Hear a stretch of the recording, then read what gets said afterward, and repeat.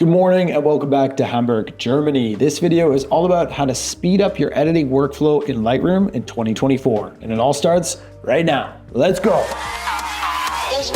All right, yes, and welcome to my home office, our little makeshift YouTube studio here in Hamburg. And I wanted to make this video for a while, since getting back from Botswana, because while I was on safari in Botswana, we were capturing literally thousands of photographs, and a few of the photographers on the trip were getting really overwhelmed by the foreshadowing of post-processing. And they knew that it was gonna take weeks, if not months, to work through all these incredible wildlife photos that we were capturing in Botswana. And I've heard that from other photographers as well. People who go on a photography travel trip and get back home with hundreds, if not thousands of photos, and then it takes them months, if not even years sometimes, to start editing that backlog. So I wanted to share with you my process because I have to edit quite quickly for these YouTube videos. So a lot of the results of the shoots that I go on, I want to then have those final edits ready to put into the videos to share with you guys. So my turnaround time is actually quite quick, and I've developed a process through Lightroom and Photoshop that I think is quite good and streamlined. So I wanted to share that with you in this video in a one-take style by taking you into the computer. So let's start with opening Lightroom. I'm recording my screen here, and I've created a folder of images from Botswana. These are the last photos from Manchester. So here we are in Lightroom Classic. I'm gonna go ahead and import these photos down in the left-hand corner, and I've saved them onto my hard drive under how to speed up your editing workflow in Lightroom. So here's the folder, Botswana Raws, and how I'm gonna do this is actually create a new collection. So what I like to do is add the raw photos into a collection within my catalog in Lightroom. So for this one, we're gonna start a new collection and call it How to Speed Up Your Editing Workflow in Lightroom, and import those photos into that collection. So once I've got these photos imported, we've got 700 photos right now, and I'm gonna get through them in this video. And 700 is actually not that many, especially when you're on safari. You can get thousands and thousands. So what I like to do is once the photos are imported, I'll go into the develop module and scroll right back to the very beginning. And now how I do this is very, very quick. And I like to do it almost like in batches to make it a little bit easier to get through. So let's say that this 700 photos is our first batch, and I'm using the arrow keys on my keyboard right here to just go through the photos one by one, okay? And essentially, you're gonna see a lot of bad photos here, so don't judge me. But I like to use a star system. So you can star the photos within Lightroom by using 1, 2, 3, 4, or 5. And the shortcuts are just pressing 1 for setting the rating to 1 star, or 2, or 3, or 4, etc., etc. So I like to start with 2 stars. So if I think a photo is pretty good, I'll give it 2 stars. And I'll go through this very, very quickly with just the arrow keys here. And essentially, it looks like this.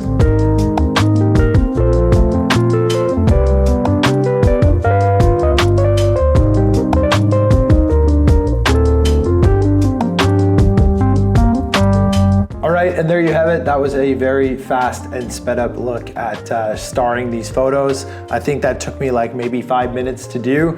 Granted, I have already done this once before, so it's a bit faster, but just to give you an idea of how quickly you can get through 700 photos in that way of just using the 2 arrow keys and a star system. So I essentially give the lowest star as star number 2, and then if I think it's really good, I go to 3, and then if I think it's really, really good, which doesn't happen very often, but you'll see a few of these photos are like absolutely incredible, then I'll give it a 4. So how then you organize these is there's a little filter system down here at the bottom of Lightroom where you can click on the 2 stars, and that gives you a 2 stars or higher. So if I go back to my original selection, I now have selected 101 photos of 700. So I've already, culled 600 photos. And that was in like the first 5 minutes. And remember, you're not deleting these photos, at least I'm not. So if you ever want to go back, months later to redo this process because you think maybe you missed something, then you can obviously do that.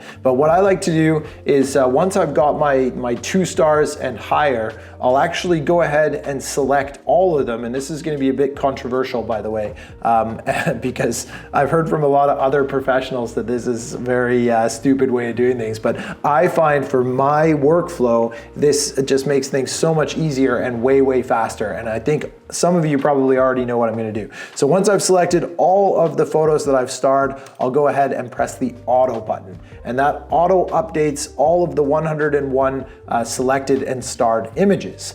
So now, if you go through them, you can see what the computer has done, what Lightroom thinks is the best settings for every single photo. Now, of course, this is not going to be correct. I think that this is a global style of editing where it's editing all of the photo, all the color, all the shadows, all the highlights, all the contrast, and that's not what you want most of the time with editing. So, I mean, what I like to do is start from this auto to see what Lightroom thinks is the most balanced image, and then I will go in and individually edit the parts of the photo that I want to. And in the case where I get to a photo and I'm like, oh, that's garbage, I don't want that at all, you can just hit the reset button and it'll go back to the original raw image. So in this case, the auto does look pretty crap, to be honest. I don't think I like it. It looks very purple and kind of out of I don't know, it doesn't look normal, and the elephants are really quite dark still. So what I would do here is go ahead and reset and then individually edit using masking to try and figure out what I want to bring up. So here it did a good job of masking the subject right away. I can bring up the shadows a little bit on those elephants, bring up the whites on the elephants to not lose too much of the contrast, even bring a little bit more contrast, but I don't want to lose too much of it. And then actually what I can do here is go ahead and duplicate and invert this mask so that now I'm masking only the background. And then I can add a little bit more contrast to that, a little bit of saturation here, to kind of punch those greens. And now I do get a little bit of purple in the sky, which I don't really like. So I'm gonna bring my tint a little bit lower so that I get more of those greens. Could even create a new mask here of the sky and try and bring a little bit of blue back into the sky and even brighten it up a little bit. It's a bit too dark in my opinion. So something really quick and easy, just like that. So that's a really fast edit. I'm almost a little too overexposed in this, or not overexposed, oversaturated here. I bring down the vibrance, bring down the saturation, and then a quick Lightroom tip that I use all the time is Y. So the Y button on your keyboard shows you a before and after, and the L button shows you a preview with a darker background. If you press it twice, you get a black background. So the one on the left-hand side of the screen is the before, and the one on the right is the after. And that's just a really quick edit, really, really fast. So what I can do to speed up this process for you even is you start going through these photos, and what I'll do is if I think I actually have selected too many, like I actually don't want too many of this elephant coming out of the water, then what I'll do is press 1 star on that, and it immediately leaves my selection. So now I've gone from 101 to 100, but it's still starred as 1. So if I change my filter to 1 star and higher, that photo comes back. But because I don't want to have too many photos in my selection, I'll start from 2 stars. And then if I get to a photo that I'm like, yeah, that's not actually that great, I don't want it to be in my final selection, I'll just press 1 so that it immediately leaves my current filtered selection, but I still know that it's starred in the overall collection in case I want to go back later and look at those photos. So from the global edit of the auto, I would then start to do cropping and start to do individual editing to make sure that I'm kind of bringing the interest to the subject and sort of helping guide the eye of the viewer to where I want them to be looking. You can always go into more and more detail with your editing. Like you can get rid of certain things in the background that are kind of annoying, like this little bug flying through. You can really get detailed, and that's fine. But in the case of speeding up your editing workflow, sometimes it's much easier to just go through it very quickly,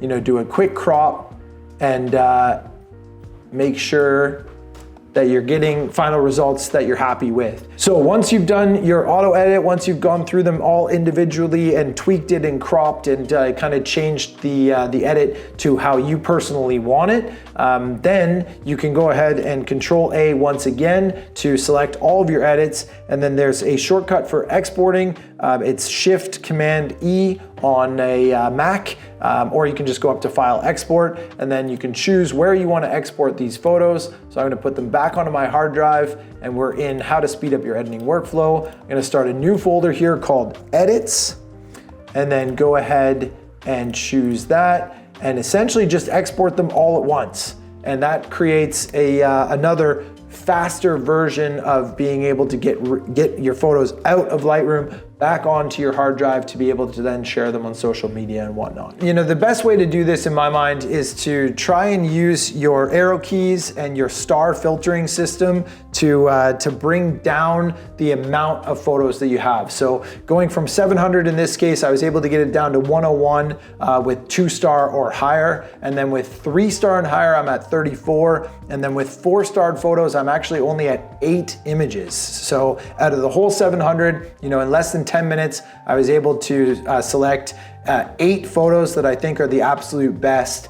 And again, it might take you a bit longer to do this, but once you have a filtering system in place, it's much easier to kind of get over that overwhelming sense of having too many photos to edit, because you go from the giant collection down to 101 in this case, then 34, and then 8. So I would focus probably on the 2 stars to begin with and just slowly go through them one by one. And if I don't like it, again, just 1-star it, and it leaves that selection right away. But in this case, I'm going to go to my 3-star images and go through them one by one, doing small edits on top of the auto edit that has already been applied. And then once I'm happy with that, I just move on to the next one. And that's how I get through batch photos really, really quickly. And then once I've got those results on my hard drive or on my laptop, I'll then add those into the YouTube videos for you guys to see. But yeah, that's sort of my workflow. It's very quick. I'm sure there's things that I could do differently, and I am always learning as well. So if there's anything that you do that I didn't cover in this video that speeds up your workflow, please let me know in the comments below, and other people can read those and maybe implement that into their workflow as well. Hopefully that helps you, and I will see you in the next video where Nelly and Matteo and I are flying to Australia. So we are going to go explore South Australia, the regions around the Eyre Peninsula, Adelaide Hills, and Kangaroo Island. It's going to be absolutely awesome. So I'll see you in the next video in the land down under.